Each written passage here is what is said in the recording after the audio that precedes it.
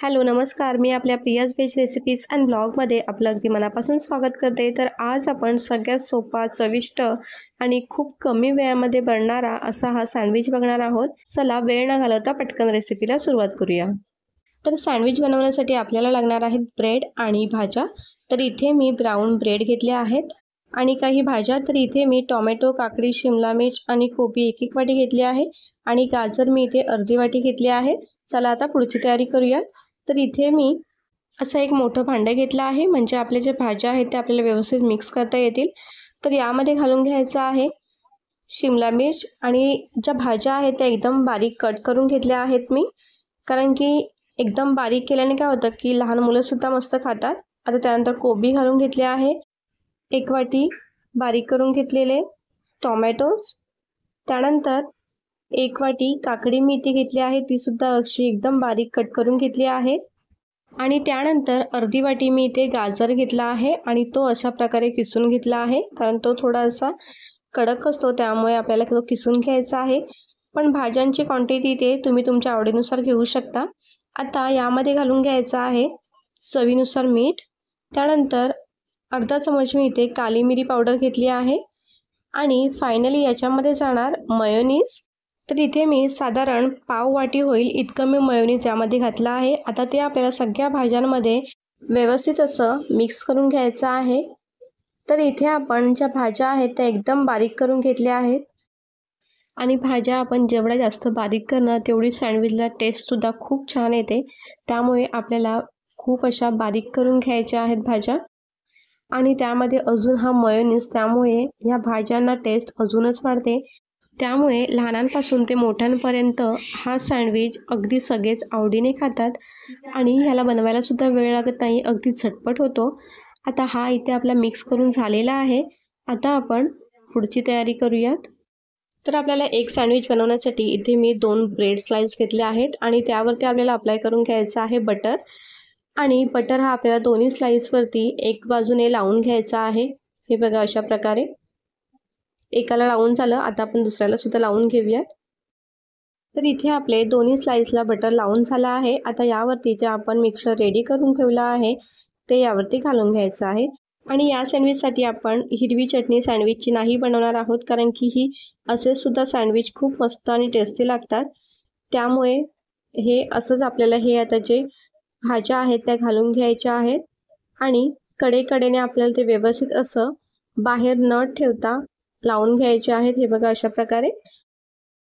आता आपण ज्या दुसऱ्या ब्रेडला बटर लावून घेतलं होतं ते यावरती घालून घेऊया।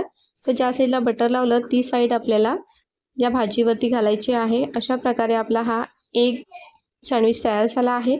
आता आपण अशा प्रकारेच दुसरे सँडविचसुद्धा बनवून घेणार आहोत।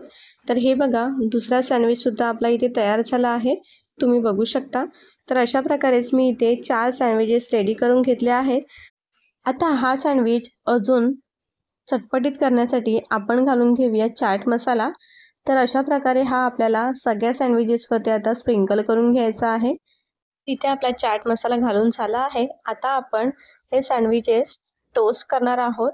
हे असे सुद्धा छान लागतात, तुम्ही असे सुद्धा खाऊ शकता, पण आपण ह्याला एक अजून क्रिस्पी करण्यासाठी ह्याला टोस्ट करून घेणार आहोत। तर इथे मी एक असा मोठा तवा घेतला आहे आणि त्यावरती लावून घ्यायचं आहे बटर।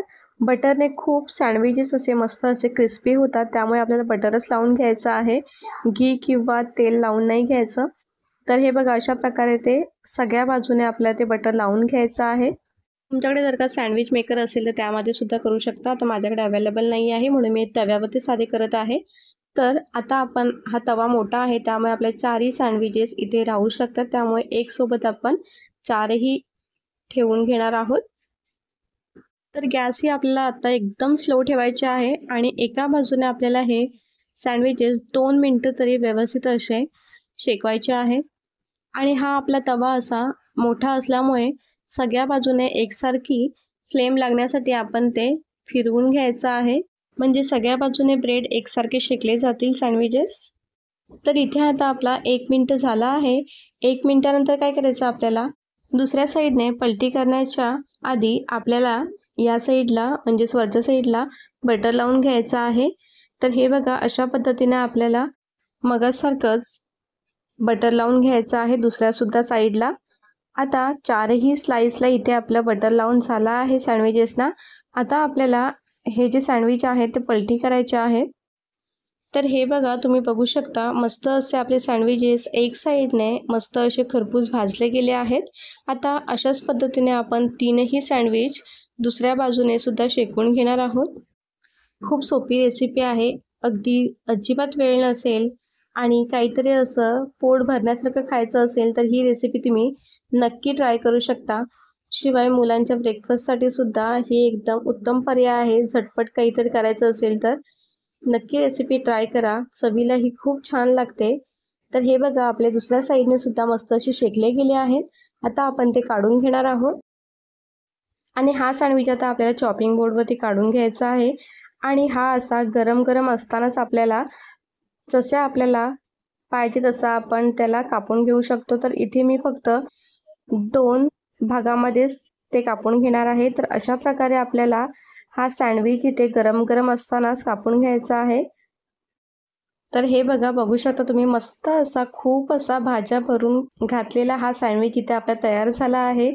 रेसिपी आवडली असल्यास नक्की व्हिडिओला लाईक करा आणि चॅनलला सुद्धा सबस्क्राईब करा। भेटूया पुढच्या नवीन व्हिडिओमध्ये, तोपर्यंत सगळ्यांना बाय बाय।